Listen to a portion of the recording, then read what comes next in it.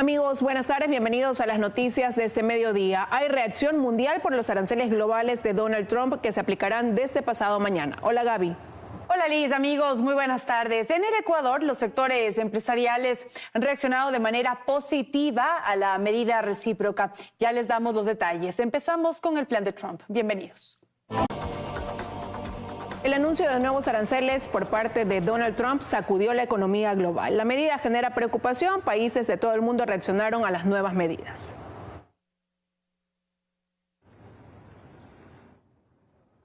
El reciente anuncio del presidente estadounidense Donald Trump sobre la imposición de nuevos aranceles ha generado reacciones inmediatas a nivel global. La presidenta de la Comisión Europea, Ursula von der Leyen, subrayó su disposición para negociar, aunque también mencionó que la Unión Europea está preparada para responder con medidas propias. Desde el principio siempre hemos estado dispuestos a negociar con Estados Unidos para eliminar las barreras que aún existen al comercio transatlántico. Al mismo tiempo, estamos preparados para responder. En el caso de Colombia, el presidente Gustavo Petro consideró que, aunque los aranceles podrían ser un error, el país podría beneficiarse de esta política al aumentar la producción de bienes más baratos destinados al mercado estadounidense. Por otro lado, en México, la presidenta Claudia Sheinbaum se mostró complacida de que no se anunciaran nuevos aranceles. De todas maneras, hay una situación preferencial para México, pero creemos que podemos tener todavía mejores condiciones. Mientras que el presidente de Francia, Emmanuel Macron, instó a las empresas a pausar las inversiones a Estados Unidos y calificó los aranceles de brutales e infundados. Esta decisión afectará a todos los sectores de nuestras economías. Claramente, este es un impacto masivo que afectará a las exportaciones europeas. El primer ministro de Canadá, Mark Carney, afirmó que reaccionarán enérgicamente ante cualquier nuevo arancel. Y hoy anuncio que el gobierno de Canadá responderá con aranceles del 25% en todos los vehículos importados de Estados Unidos que no cumplan con el TMEC. El panorama internacional se torna incierto, con la posibilidad de una escalada en las tensiones comerciales si no se logra un acuerdo a través del diálogo, aunque Estados Unidos instó a los países afectados a evitar una escalada comercial. Mateo Paredes, Teleamazonas.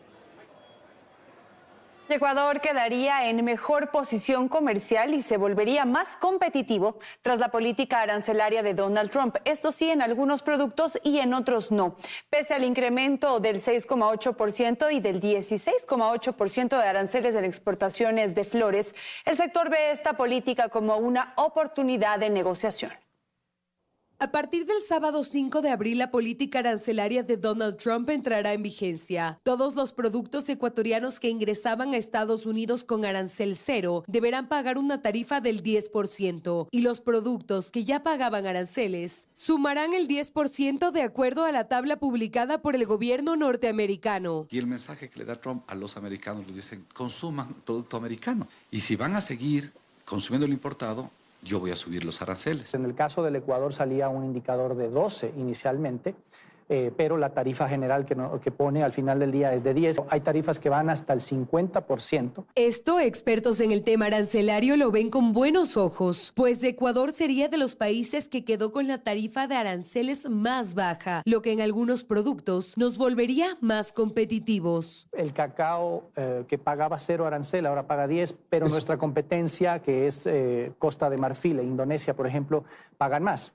Relativamente, Ecuador queda en mejor posición. Es menor golpe al Ecuador que frente a nuestras economías competitivas y por lo tanto podríamos salir algo beneficiados en esta dura batalla. Sin embargo, esto no ocurriría con todos los productos. Por ejemplo, las flores. Nuestras flores pagaban un 6.8% de arancel. Desde el sábado 5 pagarán 6.8 más 10, es decir, 16.8. Colombia es un proveedor en este caso, ellos van a pagar 10. Simplemente la afectación se va a dar o al productor o al importador o al consumidor. Pero en vez de ver la situación arancelaria como un punto en contra, desde el sector florícola lo ven como una oportunidad. Esto es una imposición de negociación, es importante sentarse a dialogar y sentarse a entender cómo bajar a cero. A propósito de esto, esta mañana el ministro de Producción encargado, Carlos Aldumbide, se reunió con la canciller Gabriela Sommerfeld y con representantes de los gremios productivos para dialogar acerca de cómo responder a los aranceles impuestos por Estados Unidos y conseguir una buena negociación.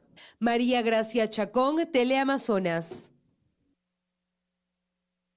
El Banco Central proyecta un crecimiento del 2,5% en la economía ecuatoriana durante el 2025. Sin embargo, profesionales en esta materia consideran que esa cifra es demasiado optimista, tomando en cuenta los aranceles impuestos por el presidente de Estados Unidos, Donald Trump. Luego de la recesión que vivió Ecuador durante el 2024, lo normal es que en este año se produzca un crecimiento económico. Precisamente el Banco Central, en su informe de evolución de la economía ecuatoriana en 2024 y perspectivas 2025, señala que se prevé una recuperación del incremento económico superior al 2,5%, impulsada por una mejora en la inversión pública y privada, con mayor disponibilidad de energía, la implementación de proyectos de infraestructura y el efecto positivo de nuevos acuerdos comerciales con China, Costa Rica y potencialmente Canadá y Corea del Sur. Sin embargo, a decir de especialistas en la materia, esa proyección es demasiado optimista, sobre todo tomando en cuenta los aranceles impuestos por el presidente de Estados Unidos, Donald Trump. De acuerdo a los organismos internacionales, ¿no?, como el Fondo Monetario, el Banco Mundial, el mismo BID, en sus estimaciones más optimistas decían que máximo vamos a crecer en 1,5%. Entonces, efectivamente, estas políticas en este momento arancelarias del presidente Trump sí pueden poner, digamos, alguna traba en esto, que ya no tengamos el mismo nivel de crecimiento en las exportaciones. Una de las primeras medidas, señala Juan Carlos Sandoval, presidente del Colegio de Economistas de Pichincha, será redireccionar las exportaciones. Fortalecer la asociatividad para que a través de este cooperativismo puedan unir capacidades, cantidad y accedan a nuevos mercados. En este momento nuestro mayor socio comercial es los Estados Unidos, entonces pensar que podemos exportar las mismas cantidades que les exportamos a ellos en 1 o 2 años va a ser difícil. El Central también proyecta un incremento en el consumo de los hogares y mayor inversión en obra pública. A partir de junio, el presidente que gane necesitará inyectar recursos en la economía. Sectores clave, la construcción, el sector del comercio y el sector agrícola. Es momento de que, independientemente de quién gane la presidencia, ir hacia una reforma tributaria que dure años. Y otro de los puntales de crecimiento será el dinero que llegue desde los multilaterales. 1.250 millones del FMI durante este año y 1.861 millones desde otras fuentes de financiamiento. Belén Merizalde, Teleamazonas. Ecuador y Estados Unidos suman esfuerzos para la localización y la captura de alias Fito, líder de la organización terrorista Los Choneros, considerado el más buscado de una larga lista de cabecillas criminales. Fito es reclamado por la justicia estadounidense, que lo acusa de 7 cargos, entre ellos narcotráfico y asesinato. Para el Tribunal Federal de Brooklyn en Nueva York, Los Choneros, organización considerada terrorista en Ecuador, ha colaborado con el cartel de Sinaloa de México en actividades de tráfico de drogas hacia Estados Unidos. De ahí que su líder José Adolfo Macías Villamar, alias Fito, ha sido formalmente acusado por 7 cargos relacionados con tráfico de drogas, venta de armas y otros. La acusación estuvo a cargo de John Durham, fiscal de Estados Unidos, Derek Maltz, de control de drogas, el agente especial Elsie Chex, Jonathan Carson, agente especial de control de exportaciones. El internacionalista Carlos Estarellas considera que esta es una medida que suma a los esfuerzos de Ecuador por localizar a este peligroso líder criminal. Más aún que estos delitos de Fito, si bien comienzan en el Ecuador, sus efectos van hacia los Estados Unidos. En el derecho internacional hay un principio que se llama el principio de protección y defensa, que en este caso lo utiliza los Estados Unidos. Alias Fito tiene un historial delictivo conocido desde el año 2000, cuando apenas tenía 20 de edad. Para entonces había sido detenido por robo en el año 2000. Fue detenido por narcotráfico en el 2011. Se fugó de La Roca en el 2023 y nuevamente se fugó de la cárcel en el 2024. Y esta vez la oficina del fiscal de Estados Unidos, John Durham, ha tomado el mismo procedimiento que Estados Unidos ejecutó con Wilder Sánchez, alias Gato Farfán. El narco ecuatoriano, que tras ser acusado por tráfico de drogas en una corte de California, se logró su extradición a Estados Unidos en enero del 2024. Tras leer los cargos contra alias Fito, el fiscal Durham ha dicho que al liderar la red de asesinos y traficantes de drogas y armas de los choneros e importar cantidades potencialmente letales de cocaína a los Estados Unidos, el acusado ha causado un gran daño a su propio país y a los Estados Unidos, que era el destino para la gran mayoría de los envíos de cocaína de los choneros. Según la justicia estadounidense, los choneros han controlado varias rutas del tráfico de cocaína desde Ecuador, con una inmensa red en toda América. Actividades que alias Fito las estaría controlando aún desde la clandestinidad. Uno de los agentes que firma la acusación a Fito, Jonathan Carson, asegura que esta acusación alega que el acusado y los choneros contrabandearon ilegalmente armas de fuego desde los Estados Unidos para apoyar sus operaciones violentas de tráfico de drogas. La ayuda internacional será determinante, dice Estarellas. A falta de tratado, en este caso lo hay, pero en el caso de que los delitos no fueran actuales, se pueden ir a los códigos penales nacionales para proceder a una institución que es la extradición, que es sobre delitos comunes. Se cree que luego de la acusación de Estados Unidos con el bloqueo a las cuentas y propiedades de Fito y su familia, se abre un escenario más certero para la localización del cabecilla de los choneros, acusado incluso de manejar un ejército de sicarios, equipado con armamento de grueso calibre. Fausto Yepes, Teleamazonas. El informe para segundo debate del proyecto de reforma parcial a la Constitución sobre 4 bases militares extranjeras estará listo antes de que termine este periodo legislativo. La Comisión Ocasional se reunió y definió el cronograma de comparecencias.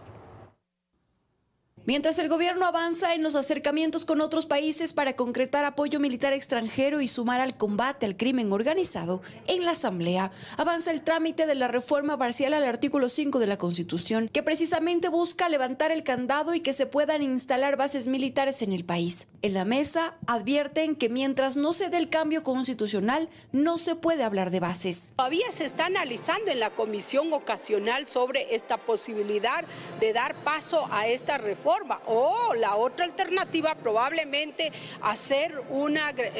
incorporar un párrafo más, probablemente. Entonces, si no se resuelve aquello, me parecería totalmente inconstitucional empezar ya con estas acciones de levantar bases militares. La Comisión Ocasional trabaja en el informe para segundo debate, el que estará listo antes de finalizar este periodo legislativo. Natalie Morillo, integrante de la mesa, dice que lo que hasta ahora se ha conseguido es cooperación internacional, lo que sí está permitido, responde. La cooperación internacional se puede, porque un tema es la capacitación, pero otra cosa ya es la instalación de las bases militares extranjeras, que es justamente lo que el presidente de la República ha pedido. Desde el oficialismo reclaman la falta de convocatoria a sesionar en esa comisión y avanzar en el informe. En Pachacutic dicen que hay avances significativos. Y esta demora ha hecho que se obstaculice este proceso que tanta falta nos hace al país. Aquí hay un órgano muy importante como es la Corte Constitucional, quien tiene que actuar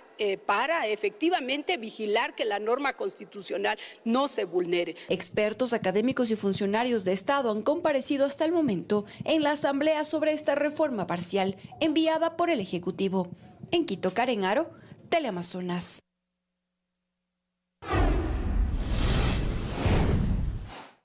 Desbordamientos de ríos, aluviones, viviendas colapsadas y decenas de familias afectadas forman parte de los estragos de las intensas lluvias registradas en las últimas horas. Según el pronóstico del INAMI, la región costa y sierra registrarán intensas lluvias hasta la quincena de abril. Las intensas precipitaciones acompañadas de tormentas y vientos en la región costa e interandina incrementan las afectaciones en el país. En la provincia de Manabí, el cantón Santa Ana se encuentra bajo el agua. El desbordamiento del río Portoviejo, conocido como Río Grande, provocó que más de 2.000 personas se vean afectadas. Según las autoridades del cantón, las pérdidas económicas superarían los $2 millones. Y a las 10 de la noche, con 22 minutos, decidimos, tras los consejos de todas las mesas de trabajo y los grupos, declarar en emergencia al cantón Santa Ana, provincia de Manabí. Están todos los barrios totalmente inundados. A Santa Ana también se suman los cantones Jipijapa y Puerto López. Mientras en la provincia del Guayas al menos 6 cantones se encuentran afectados. Durán. En tomas aéreas podemos observar cómo las viviendas se encuentran anegadas, impidiendo el acceso a zonas como el Recreo, el sector Los Tubos, Las Delias y más. En Guayaquil, las intensas lluvias dejaron al menos 30 sectores inundados. Zonas como Vía Daule, Samanes, Alborada, Bellavista, Sauces están bajo el agua. Según información de la empresa municipal de agua potable, la acumulación de aguas lluvias supera la totalidad de 515 edificios de Point. A estos cantones se unen Milagro, Juján, Yaguachi, Salitre y Daule, que están completamente inundados. La parroquia Colonche en la provincia de Santa Elena registra afectaciones por la crecida de varios ríos. Las intensas lluvias han incrementado el caudal e incluso provocó que el río Libertador Bolívar arrase el puente de segundo orden de la comuna. En la provincia del Oro también se registran estragos del invierno. En horas de la noche, decenas de familias del cantón Las Balsas vivieron momentos de terror.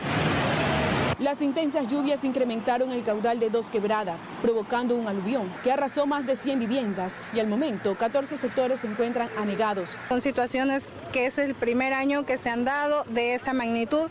Teníamos la escuela Luz Victoria Rivera de Mora que tiene amenazada en una parte de la estructura, no podemos utilizarla como albergue. El cantón Marcabelí también se encuentra bajo el agua. El desbordamiento de una quebrada provocó el colapso de 2 viviendas y afectó otras 40. Un puente de la zona se encuentra colapsado. La región interandina también registra afectaciones. Por ejemplo, en Cuenca, las intensas lluvias provocaron que parques, casas y calles se encuentren bajo el agua, ocasionando grandes pérdidas económicas. Además, la caída de varios árboles y 2 puentes que se encuentran en riesgo de colapsar. Las precipitaciones de alta intensidad continuarán en el país, según el INAMI, hasta la primera quincena del mes de abril. Erika Vera, Teleamazonas. Seguimos con más noticias. Daniel Noboa llegó hasta Riobamba, donde dialogó con los comerciantes de la provincia de Chimborazo. Y junto a ellos y a integrantes del movimiento indígena, el presidente candidato se refirió a productividad, educación y seguridad.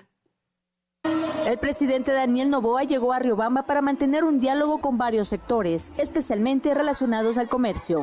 A través de un decreto ejecutivo podemos estar tranquilos. Nuestros puestos de trabajo están asegurados. Dios le pague por estar junto al pueblo, junto a los comerciantes, junto a la gente que realmente hace un país.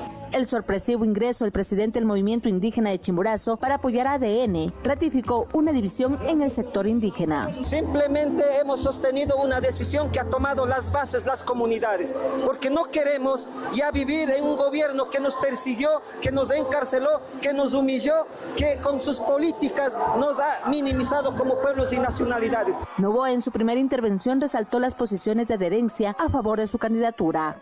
Quiero recalcar también la valentía del compañero Guamán, porque ha levantado su voz cuando nos han querido engañar al pueblo, a decir de que el movimiento indígena está con Luisa González, y eso no es una verdad. Sobre la productividad, educación y seguridad.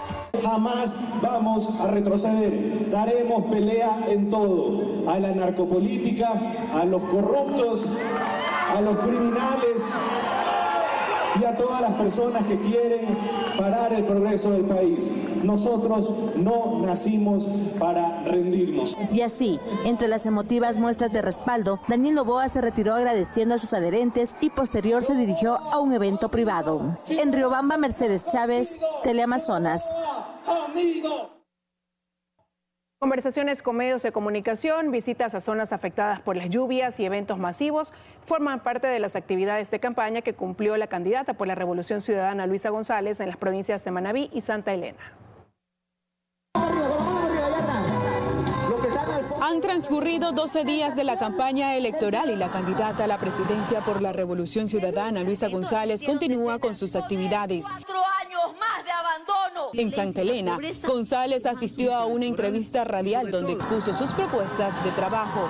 Que está hecho para 5 ejes de acción, que son salud, educación, vivienda, arte, cultura y deporte, con 5 grupos objetivos. Luego se trasladó a Manabí, al cantón Santa Ana, donde visitó las zonas afectadas por las intensas lluvias registradas en las últimas horas.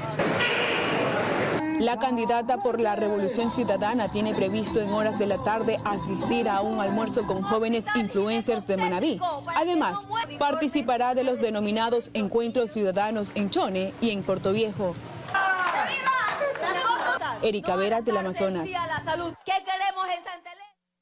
Las organizaciones políticas tienen al menos 4 formas de hacer control electoral una vez que empiece el escrutinio del 13 de abril. Además del sistema informático del CNE, pasará por una prueba técnica este jueves. Son al menos 4 las alternativas que el Consejo Nacional Electoral da a las organizaciones políticas para que desde el 13 de abril hagan su control. Así, por ejemplo, serán 1.680 recintos a escala nacional en los que las actas de escrutinio serán escaneadas. Allí no habrá conexión a Internet y cada una de ellas se subirá a la página web en tiempo real. Para que las organizaciones políticas puedan ir mirando cada acta conforme ellos tomaron con respecto a lo que se está publicando o lo que se está acumulando en el Consejo Nacional Electoral. Además, el día del sufragio, los delegados en cada uno de los recintos podrán tomar una copia de esta acta para denunciar alguna irregularidad, si fuera el caso. Y eso lo pueden hacer inmediatamente, en línea. Nosotros hemos podido construir un sistema electoral que está blindado contra toda injerencia, que no exista en ningún caso la posibilidad de actas que puedan ser adulteradas o que posteriormente actas hayan podido ser ingresadas al sistema. Las 13,7 millones de papeletas que se usarán tienen seguridades anticopia, anti-escáner y tecnología blockchain, lo que les permite seguir su trazabilidad. A través del código QR de las actas. Ahí pueden ver si un acta está escaneada y son los datos los que se presentan ahí, o el acta fue recontada 1, 2 o 3 veces o las veces que fueran necesarios y se imprime con cada una de las actas desde el Instituto Geográfico Militar. Finalmente, cada organización política tendrá un código de acceso al repositorio, en donde la información se cargará de forma masiva cada 5 minutos. El sistema informático pasará por una prueba técnica este 3 de abril y el domingo 6 se ejecutará el simulacro nacional. Lucía Clavijo, Teleamazonas. Hasta este jueves se pueden publicar las encuestas en el marco de las elecciones de la segunda vuelta electoral. A 10 días de las elecciones, los presidenciables mantienen un reñido empate técnico, aseguran encuestadores. Que a poco más de una semana, Daniel Noboa y Luisa González mantienen una suerte de empate técnico muy parecido a lo que se vio en la primera vuelta. Así lo afirma el consultor en comunicación Andrés Seminario. Asimismo, detalla que esto solo reafirma la polarización que hay en el país. Pero también aclara que esto no representa un resultado real de lo que se verá en las urnas. Y luego entender que una campaña de segunda vuelta es una campaña integral, eso es un ejercicio de análisis integral que no se puede limitar a la fotografía de una encuesta, ni se puede limitar al análisis de un spot de televisión. Criterio con el cual también coincide Santiago Pérez, director de la encuestadora Clima Social, quien señala que actualmente las métricas se muestran contradictorias. La metodología con la que se realizan las encuestas es diferente y por lo tanto arrojan resultados distintos. Seríamos ver una final muy cerrada el día de las elecciones. Momento en el cual los indecisos que no superan en el país el 12% definirían su voto. En el actual panorama de confrontación, la intención del voto es volátil. Es decir, si dos candidatos están peleando tanto, es difícil para las personas que no han tomado una posición darle la razón a uno u otra. Por su parte, Seminario, en cuanto a un potencial remonte en estos últimos días, lo condiciona únicamente a un cambio de estrategia, lo que quiere decir que se dejen de ver a ellos mismos y se enfoquen en las reales necesidades de la ciudadanía. Los candidatos debieran reforzar su reputación para que las propuestas positivas de soluciones a los problemas del ciudadano, y la corrupción no es un problema del ciudadano en términos de no le da de comer, no educa a sus hijos, no le da seguridad. Para este balotaje y hasta el cierre de este reportaje, 10 empresas están habilitadas por el Consejo Nacional Electoral para realizar pronósticos y 4 para Exitpol. Astrid Singre, Teleamazonas. Momento de una nueva pausa, amigos, pero enseguida se activa el comercio en la costa, en las papelerías y librerías. Los padres de familia compran los útiles escolares para sus hijos. Además, la migración de miles de personas que intentan llegar a Estados Unidos se ha visto afectada por las estrictas políticas migratorias de Trump. Les contamos todo al volver.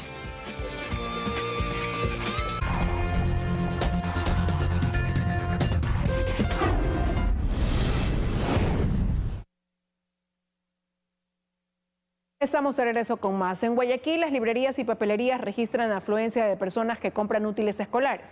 En el centro de la ciudad se ofrecen listas a partir de $60. Vamos a hacer contacto con Bernarda Ceballos para que nos amplíe la información. Hola, Bernarda. Compañeros, ¿qué tal? Muy buenas tardes. Sí, nosotros nos hemos trasladado hasta las calles 10 de agosto y 6 de marzo, esto en el centro de la ciudad de Guayaquil, y hasta este punto arriban de a poco los padres de familia que desde ya cotizan y en algunos casos también compran la lista de útiles escolares que algunos planteles educativos han impartido, sobre todo a los estudiantes que ya han sido matriculados. Informarles también que nosotros en nuestro recorrido hemos observado mayor afluencia de personas, sobre todo en los locales comerciales que venden uniformes. Les tenemos preparado a continuación el siguiente reportaje, veamos.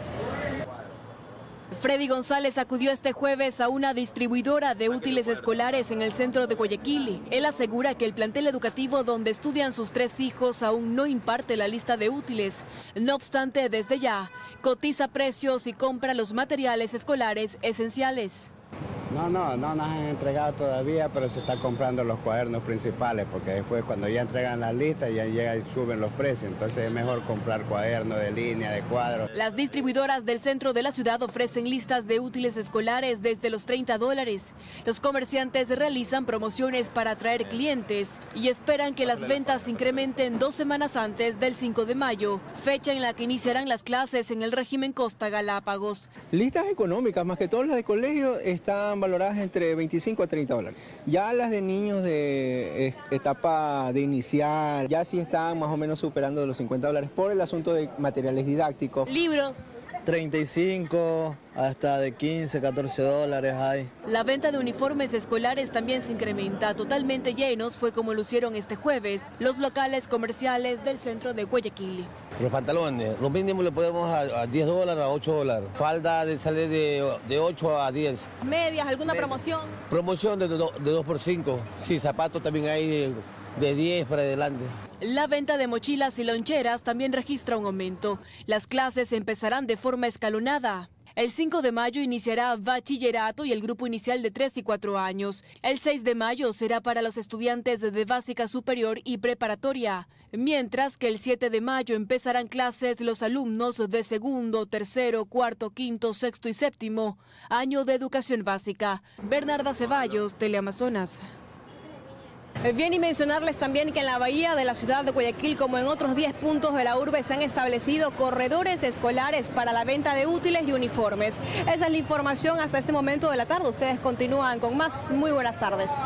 Buenas tardes, Bernarda, gracias por la información y seguimos con buenas noticias. En el siguiente reportaje conoceremos la historia de la guayaquileña Elizabeth Kulcay. Ella es la actual campeona de aguas heladas tras nadar por el Canal de la Mancha en Francia.